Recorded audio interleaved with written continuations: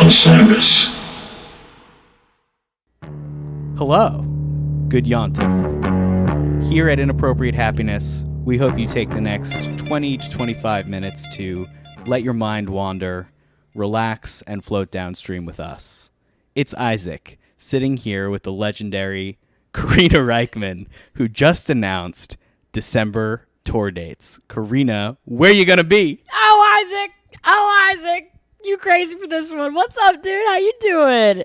I did announce December tour dates. It's the Hot Goss. It's the Hot Goss Du Jour. And I'm going to be in the Northeast. That is the vibe. It's an exciting time to be alive. I dropped the tour dates on Tuesday.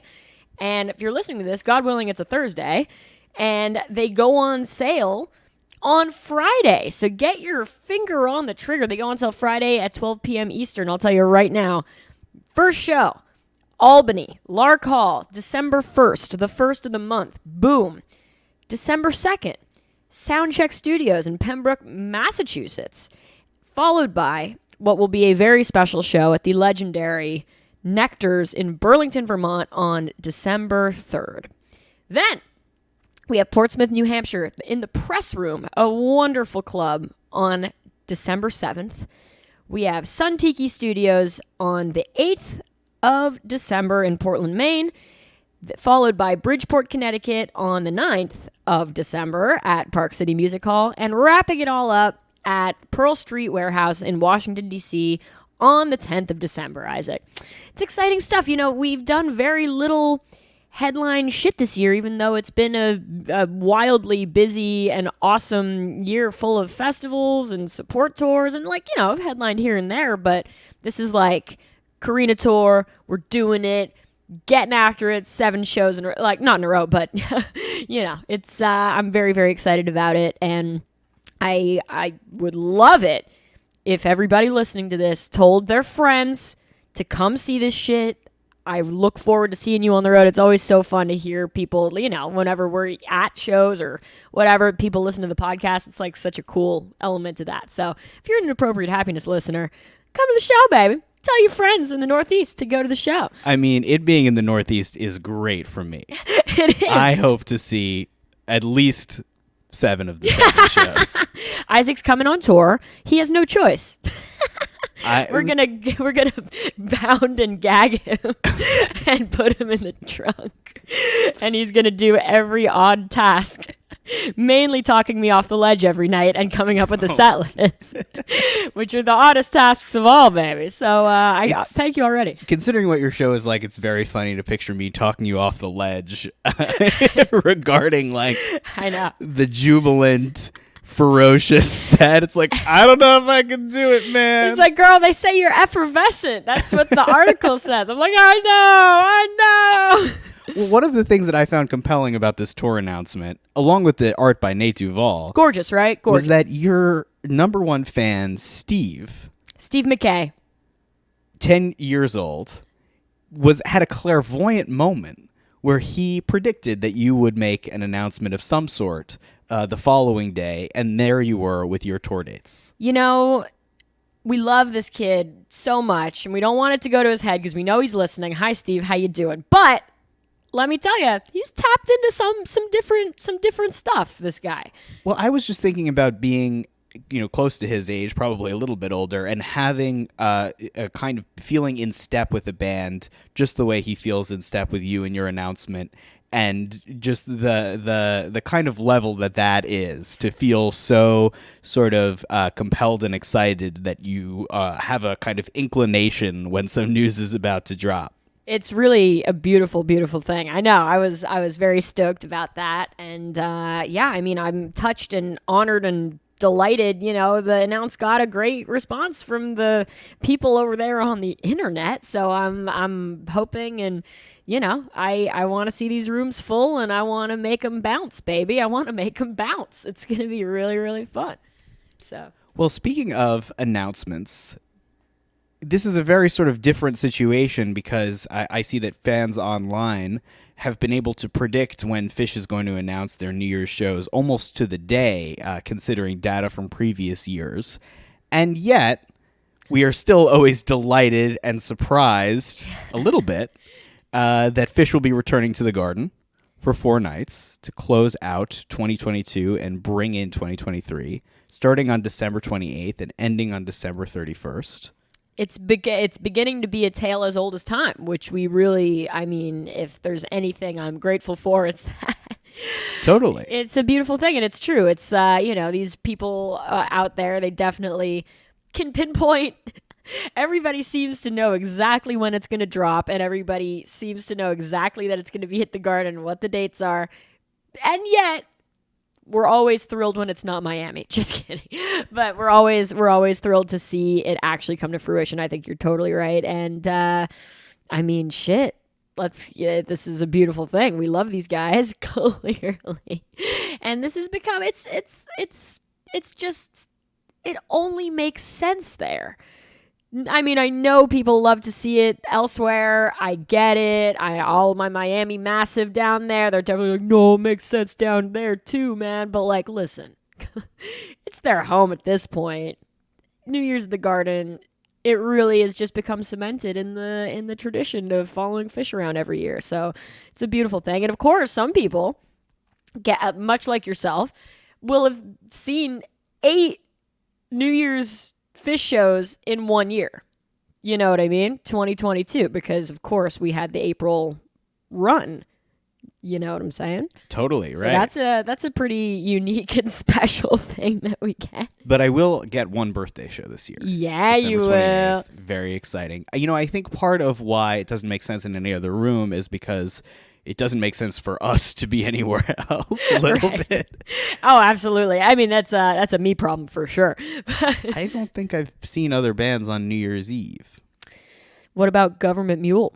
I haven't seen Government Mule on New Year's Eve. I think you went. I wasn't there. Really? Where the hell were you? Oh, celebrating your mother's birthday. Yeah, it's like, family time as well sometimes. Sure, yeah. Didn't even know that was a thing. Right. I saw Government Mule 1 year when Phish was in Miami, which was great, sort of. And I say that with love. But, it was when you get used to being swept up in the bacchanalia of Phish at the Garden on New Year's, the pageantry, the lunacy, the speculation, what are they going to do?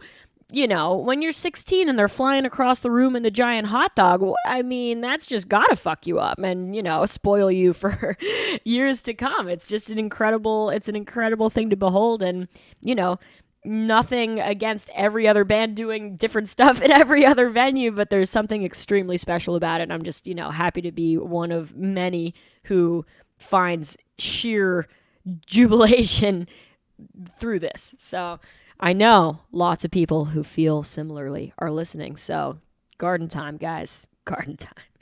But apparently the floor is more expensive this year, Isaac. I'm hearing things about this. So, I don't know what to make of all of that, other than everything is so goddamn expensive all the time, and Phish has done such an amazing job throughout their career of keeping things reasonable, right? And keeping things steady, obviously. And, I see a lot of chatter online about, oh my God, the floors are expensive. And, I'm not condoning nor, lambasting any of it, just because I don't set the ticket prices. And, I think they've done such a great job for the majority of their career to make things, affordable and constant for the ticket prices. Unlike every other arena band where if you even thought about getting on the floor, you're looking at 4 figures. I don't even know. It's like a crazy, crazy thing in the world of arena acts, isn't it? Well, I know that the last time you were asked to comment on something similar, it was on a local television network in the farmer's market here at Union Square. And I think I could give the direct quote, which was, I don't buy eggplants. I've never bought a goddamn eggplant in my life. But if I were to, I'd hope I could afford it. So accurate. So accurate. When you're shopping at the Union Square Farmers Market and a camera approaches you and asks you to give your 2 cents on the situation and you're me, you're going to get into that and you're going to say some crazy shit. But I stand by what I said. I stand by it. Eggplants? Nah, dude. I'm not buying those. But if I did, I would hope I could afford one. Well, on to a band that has been famous for their high ticket prices. Yes, everybody, take a look at these guys. Dead and Company have announced that they are calling it quits. I hate the term calling it quits. It's an unfortunate, turn of phrase. Turn of phrase. Dead and Company has announced their imminent retirement. Hanging up their proverbial hats. Yeah. You prefer that? Definitely not. They've announced a final tour that is set to happen this coming summer without any tour dates announced yet. And, I think this is an end of a era in Grateful Dead history that has served a lot of people very well. Without a doubt, and honestly, it's and this is coming from I certainly, I saw plenty of Dead & Co shows, but I was never like, oh my God, I gotta travel, I gotta be, you know what I mean? I wasn't Dead & Co fan number one, but it's sort of an emotional thing, for so many people, and just to think, I don't know, for people our age and younger, Isaac, like people in their teens and 20s getting turned on to this music through, call it what you will, but, John Mayer being an entry point, perhaps, for people of the younger generation and beyond, people just getting turned on from family, radio, friends, a tie-dye t-shirt that they saw at the mall, whatever it might be, it's, I feel like it really did serve a ton of people, and it really brought in a kind of whole new wave of people to share in the legacy of the band. So it's sad. And it is. It's too bad, but I get it. And of course, in the statement, they said that they don't know what's next, but don't worry, they will be playing until they drop, quote unquote. Well, one of the dimensions of Dead & Co. that I found interesting is the return to stadiums. And a lot of people would say, hey, I can't do stadiums. I'd prefer something smaller. But it was pretty incredible to go to Citi Field and be in the parking lot that size and to hear people sing along in a stadium of that kind of magnitude. And it will be interesting to see if this kind of music does continue to get played in those kinds of spaces. Certainly, and in what format and with what personnel and, all of that. I think they did, honestly, a beautiful job capturing the spirit and, doing it on such a grand scale. It's really true. And it was, people called it dead and slow. Your Bobby is a wonderland. There was plenty of, jokes that came along with it. But, man, at the end of the day, these guys were putting it out there every night on the field. Totally. I gave a paper at the Grateful Dead Scholars Caucus about the dead and slow thing and slowness as a kind of act of counterculture. Sure. And I think I may have talked about this. A little bit, but it's great. Please tell the listeners. I don't know if I have more to say about it, but I just thought that it was a kind of an evolution, Dead & Co. I think there was something about it that was taking something further, which is very, important. It's the core of the Grateful Dead mentality in my mind. And, it does open the sort of door to what's next. There's always that, which I think is cool too. It's a beautiful thing, really and truly. So, I mean, for all you out there, of course, they didn't announce the tour yet, but I kind of like the announcement before the announcement, you know what I mean? Where it just kind of, I don't know, it'll make whatever tour dates they drop, you're going to feel something. And you're going to look at those and you're going to be like, holy shit, all right, like this, the Rolling Stones said it best, this could be the last time, this could be the last time, like that's, it's a thing. It is. And also there was that sort of, the rollout of the dates last year came with that speculation, is this going to be the last? Sure. I think Rolling Stone magazine actually reported that it was, and there was they were like, no. Yeah. So it is nice to set the record straight in that regard. Very. And we look forward to seeing the dates, and we look forward to, catching some of the last Dead & Co. shows. That's really, it's an emotional thing, man. It's an emotional thing, and I can't wait to see, what comes next, because we know these guys got the vigor within them. They're not slowing down no matter what. And, they can't stop. It's a beautiful thing, and it's just like, they're, to have Oteil and to have John up in there, Jeff, they really have surrounded themselves with such an amazing personnel for this iteration of it, and I look forward to seeing what comes next. I do too. Dude, I do too. It's a beautiful thing. Well, Isaac, This is the punk rock episode of all punk This rock was episodes. really, it was an interesting kind of experiment in talk about slow. This was not slow. It was the brevity. Brevity. It was the Fugazi of Inappropriate Happiness episodes, which I love. Let me tell you. It was the minor threat, baby. Let me tell you, RJB, what can you say about a guy like RJB? Wonderful human. Without him, the podcast does not happen. We say it every week. I'll say it again. We can't wait to take you out to dinner, baby. Well, next time you're in New York, you're not even gonna know what hits you. It's becoming a running joke here that every week on the podcast we invite you out to dinner or ask you to take us out to dinner. But either way, we just can't wait to hang out in person, and thank you for everything you do. I think it's our way of saying that we don't just go to shows. It's not like, hey, RJ, we hope to see you at a show. Yeah. We're like, we'd we like eat dinner to too. go to Karina actually played a kickball last night. Oh, I played kickball last night with Relics Magazine, the entire staff. And little did I know, I thought we were just going to show up to play kickball with each other. No, it's a league. You play against other people. I'm like talking to like my pals over there. I'm like, oh, are we on the same team? They're like, yeah, of course we're on the same team. We're playing those fucking boneheads. I'm like, what? Those guys? And I pitched the entire game, Isaac. Whoa. Which I really just didn't see coming. By the way, killed it. Though we did lose 12-6. I'm not going to lie to you. But I scored a run or two, which was very exciting. And, thanks, Relics Magazine, for all you do. And if anybody wants to play kickball, it's my new thing. So just holler at me. I eat dinner. I play kickball. And I go to shows. I play shows, Reminder, we kicked off the episode with it, but Karina tour dates are on the internet. They are live, and tomorrow they go on sale. Buy yourself a KR ticket. You won't regret it. Tell your friends. Tell your mother. Tell your sister. Ow!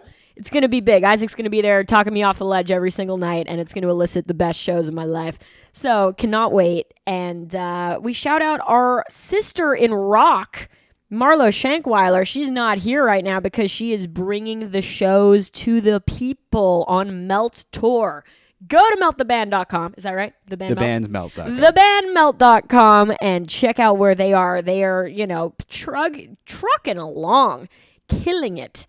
Coast to coast, baby, and I know they're coming to a town near you soon. So go see them, go see me, go see Dead and Company, go see Phish, and by the way, go to your local 200 cap venue and see some shit you've never heard of. Come on, we need that now more than ever. And thank you for listening to yet another episode of Inappropriate Happiness. We hope you enjoyed this punk rock episode as much as we did. Isaac, thank you. How you feeling? I'm feeling fantastic. That's I just why. can't wait to see what this coming week brings. It's going to be a beautiful thing. We are seeing so much music. It's stupid. I will tell you right now. The Heavy, Cortex, the Mars Volta, 311, Cigarettes After Sex. Lots of shit could happen. That's just, off the top of my dome piece. So, ladies and gentlemen, thank you so much for listening. Go see some live music. Enjoy your day. Enjoy your night.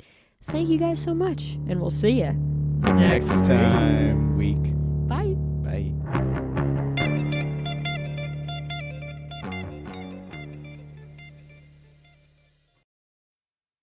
Osiris.